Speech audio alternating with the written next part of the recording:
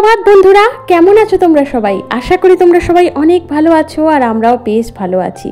আমি বিউ আর আমার সাধারণ ঘরকন্যা চ্যানেলের আবারও একটা নতুন ব্লগে তোমাদের সকলকে জানাই মিষ্টি ওয়েলকাম। তো চলো তোমাদের সাথে নিয়ে শুরু করে দিই আজকের নতুন ব্লগ।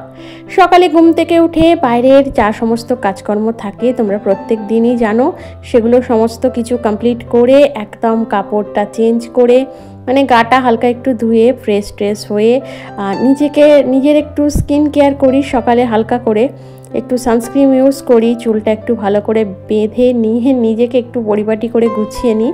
তারপর কিন্তু আমি হাত দিই ঘরের সমস্ত কাজে। তো আজকেও তার অন্যথা হয়নি, আজকেও সেভাবেই বাইরের সমস্ত কাজ কমপ্লিট করে নিজেকে একটু পরিপাটি করে নিয়ে তারপর দেখো এখন চলে এসেছি চাটা করে নিতে।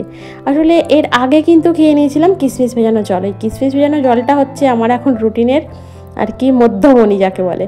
তো ওইটা খেয়ে কিন্তু আমি অনেক উপকার পেয়েছি জানো তো। তো এইদিকে দেখো আমার চাটা কিন্তু একদম টকবকিয়ে ফুটে উঠেছে। এই চাটাকে কিন্তু ঢেলে নেবো আর তারপর চাটা খেয়ে এনার্জি একদম ডাবল করে নেবো, নিয়ে লেগে পড়বো আজকের সংসারের সমস্ত কাজ একের পর এক সেরে নিতে। আর আমি এতটাই চা ভালোবাসি যে দেখো ছাঁকনির মধ্যে যেটুকু চা পাতা অবশিষ্ট রয়েছে তাকেও আর কি টিপে ওই এক ফোঁটা পড়লে এক ফোঁটাতেই যেন মনে হয় আমার শান্তি, আমার যেন মনে হয় কাপটা ভরে গেল, এমন একটা ব্যাপার। মানে সেটা থেকে চা পাতা বেরোচ্ছে না, তাও তাকে চাপ দিয়েই যাচ্ছি যদি এক ফোঁটা এক্সট্রা একটু পড়ে।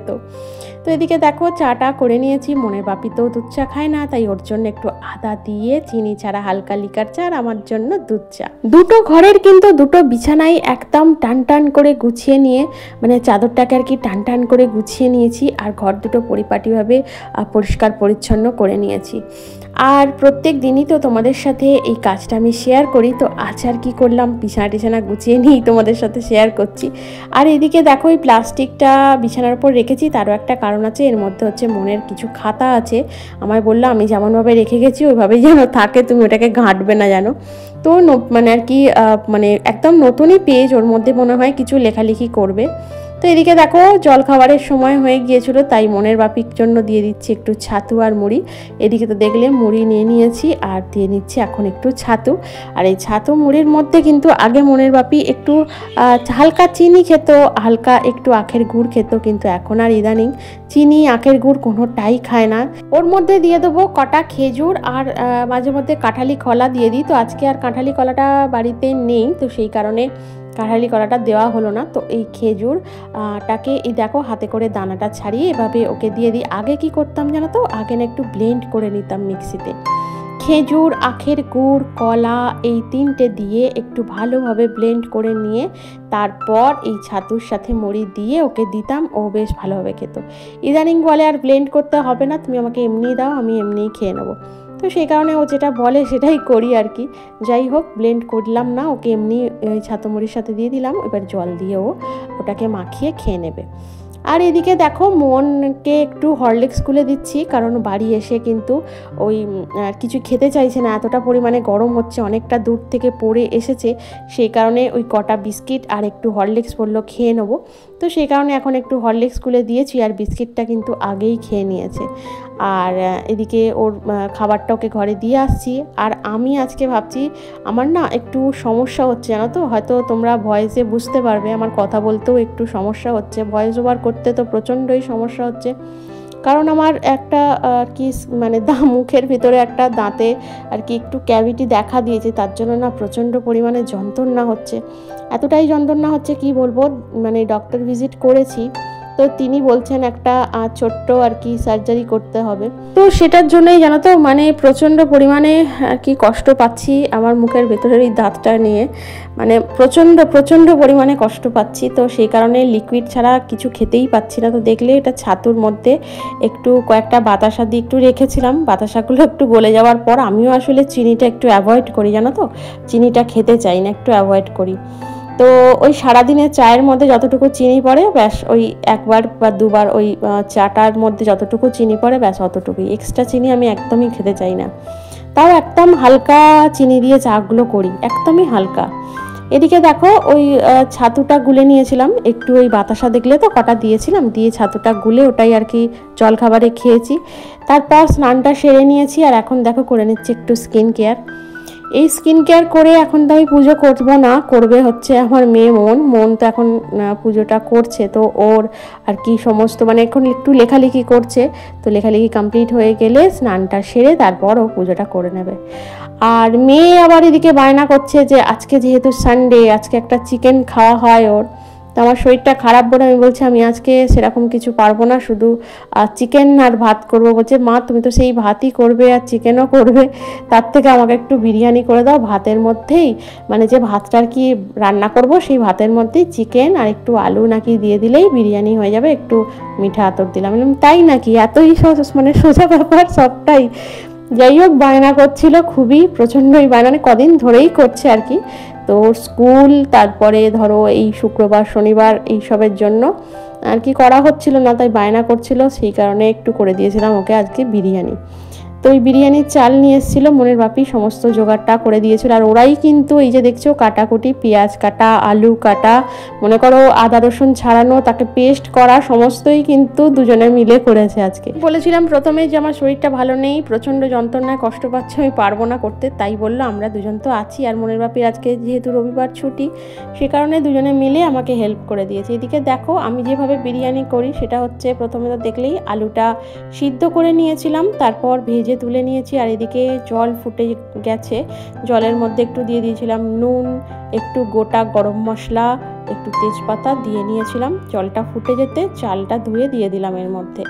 আর পাশের গ্যাসে দেখছো তো মাংস করার জন্য, মানে চিকেনটা রেডি করবার জন্য, বিরিয়ানির চিকেন রেডি করবার জন্য পেঁয়াজটাকে বেশ ভালো করে লাল লাল করে ভেজে নিচ্ছি, মানে একটু বেরেস্তার যে কালারটা আসে সেই কালারের মতো করে আর কি পেঁয়াজটা ভেজে নিচ্ছি, যাতে চিকেনটা ওই প্রপার দোকানের বিরিয়ানির যে চিকেনের কালারটা থাকে সেই ব্যাপারটা যাতে আসে, সেই কারণে। আর এদিকে দেখো বেরেস্তার মতো করে আমার পেঁয়াজটাও ভাজা একদম কমপ্লিট, তার মধ্যে ম্যারিনেট করা চিকেনটা দিয়ে নিলাম। আদা রসুন, একটু টক দই, একটু কাঁচা সর্ষের তেল, এই সমস্ত জিনিস দিয়ে কিন্তু একটু নুন, এই সমস্ত জিনিস দিয়ে কিন্তু মোটামুটি 30 মিনিট মতো চিকেনটাকে ম্যারিনেট করতে রেখেছিলাম। 30 মিনিট মতো ম্যারিনেট করলে যথেষ্ট।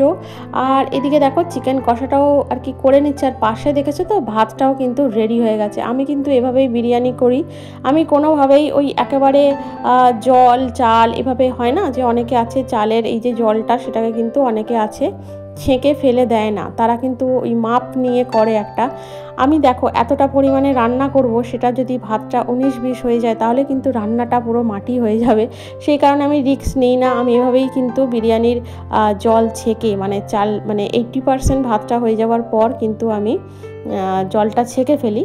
তো তারপর কিন্তু বিরিয়ানিটা যেভাবে যে প্রসেসে করে সেই প্রসেসেই করি, কিন্তু চালটাকে 80%ই সেদ্ধ করি। আর এদিকে দেখো চিকেনের মধ্যে একটু দিয়ে দিয়েছিলাম টক দই, আর একটু টক দই দিয়ে দিয়েছিলাম। তো দিয়ে বেশ ভালো করে একদম কষিয়ে, যতক্ষণ না তার থেকে আর কি তেল না বেরোচ্ছে ততক্ষণ পর্যন্ত বেশ ভালো করে কষিয়ে নিয়েছিলাম চিকেনটাকে। তারপর হচ্ছে গিয়ে চিকেন কষাটা আমার রেডি হয়ে গিয়েছিল, আর ওর মধ্যে না একটু বিরিয়ানি মশলা হালকা করে দিয়ে দিয়েছিলাম চিকেন কষাটার মধ্যে। আর এদিকে দেখো একটু করে নিচ্ছি বেরেস্তা। তো বেরেস্তা না হলে কিন্তু বিরিয়ানির স্বাদ সেভাবে আসে না, জানো তো। বেরেস্তা কিন্তু বিরিয়ানিতে একদম কম্পালসারি। এদিকে দেখো ধাপে ধাপে সাজিয়ে নিচ্ছি। প্রথমে দিয়েছিলাম একটু ভাত, তারপর দিয়ে নিয়েছিলাম চিকেন, তারপর দিয়ে নিয়েছিলাম আলুগুলো পরপর সাজিয়ে, তারপর যে লিকুইডটা রেডি করেছিলাম, মানে ওই একটু জাফরান, একটু ফুড কালার, আর তোমার কেওড়া জল, গোলাপ জল, একটু মিঠা আতর দিয়ে যে লিকুইডটা তৈরি করেছিলাম, আর অবশ্যই দুধ কিন্তু বিরিয়ানির মধ্যে মাস্ট, জানো তো। দুধ না দিলে কিন্তু সেভাবে ভালো লাগে না খেতে। সেই দুধটা দিয়ে যে আর কি লিকুইডটা করেছিলাম সেটা আর কি ভাবে চারিদিকে ছড়িয়ে দিলাম। দেখলেই তো বিরিয়ানি মশলা আজকে আমি আমার তৈরি দিইনি, কিন্তু আমি কেনা মশলাই আজকে ইউজ করেছি। আর এই যে দেখছো বেরেস্তা, এটা কিন্তু মাস্ট বিরিয়ানিতে। বিরিয়ানির স্বাদ কিন্তু অনেকাংশে বদলে যায় এই বেরেস্তার জন্যই। তো বেরেস্তাটা দিলাম, দিয়ে তারপর একটু ওই চিকেনের যে আর কি জুসটা থাকে সেটাও হালকা করে ছড়িয়ে দিলাম, তাতে না বিরিয়ানিটা একটু জুসি টাইপের হবে। আর তারপর দেখো আর এক লেয়ার ভাত দিয়ে দিচ্ছি। এরপর কিন্তু এই লেয়ারটার ওপরেও কিন্তু এইভাবে সাজিয়ে দেবো চিকেন, আলু, মশলা, তারপরে ওই যে লিকুইডটা, তারপরে তোমার একটু বেরেস্তা, তারপরে বিরিয়ানি মশলা, সমস্তটাই কিন্তু আবার করে সাজিয়ে দেবো। এভাবে ধাপে ধাপে সাজিয়ে কিন্তু আমার রেডি হয়ে যাবে আজকের বিরিয়ানির একদম হাঁড়ি। আর সেটাকে দমে বসিয়ে রাখবো। আর দেখো সেটাকে দম দিতে বসিয়ে দিয়েছি ওই 10 থেকে 15 মিনিট এরকম টাইম নিয়ে। আর এদিকে দেখো চলে এসেছি ওপরের ঘরে, মেয়ে পুজো করছিল, তো মেয়ের একটু পুজো করার আর কি একটা ক্লিপও নিয়ে নিলাম। যাই হোক, তারপর নিচে চলে গেছি। আর আমার এদিকে দেখেছো বিরিয়ানি কিন্তু একদম রেডি। তো এবার বিরিয়ানিটা হয়ে যাবে প্লেটস্থ, মানে হচ্ছে প্লেটে সাজানো আর কি। তো প্লেটে সাজিয়ে নিচ্ছি বিরিয়ানিটা, মানে মেয়েটাকে খেতে দিচ্ছি। ও তো কন্টিনিউ বিরিয়ানি যখন আমি করি 8 থেকে 10 বার রান্নাঘরে যাবে আর খালি বলবে মা হয়েছে, মা হয়েছে। অন্য কোনো সময় কিন্তু ওর খাবার এত আগ্রহ থাকে না, খিদেও পায় না, বলে খিদে পায়নি। কিন্তু বিরিয়ানি যেদিন হয় সেদিন কিন্তু প্রচুর আর কি খিদে পেয়ে যায় ওর। এটাকেই বলে বাচ্চা বুদ্ধি। এদিকে দেখো একটু যে চিকেন কষাটা করেছিলাম সেটাই একটু গ্রেভি রেখে দিয়েছিলাম যাতে অসুবিধা না হয় খেতে। তো এদিকে মনের বাপিও কিন্তু আজকে বলেছে, যেহেতু শরীরটা ভালো নেই, বললো আর আলাদা করে আমার জন্য ভাত করতে হবে না, আমি এ থেকেই খেয়ে নেবো। আর এই যে দেখো 3 জনের জন্য বেড়ে নিয়েছি। দেখছো তো আমার পাতে আমি বিরিয়ানিটা বেড়েছি, কিন্তু বিরিয়ানিটা আমি কিন্তু খেতেই পারিনি, জাস্ট 1 গাল কি 2 গাল খেয়েছি। তারপর যেই দেখছি আমি আর খেতে পাচ্ছি না, তখন বাদবাকি আর কি খাইনি ইচ্ছা করে, কারণ খেলে আরও কষ্ট বাড়বে। তো এদিকে দেখো সন্ধ্যায় কিন্তু এই যে দেখছো চাউমিনটা, এটা কিন্তু করিনি, এটা ছর্দি দিয়েছে মেয়েকে খাওয়ার জন্য। তো সেটাই আর কি ও খেয়ে নিচ্ছে, আর ও লিখছে টেবিলে বসে বসে, আর আমি ওকে একটু একটু করে খাইয়ে দিচ্ছি।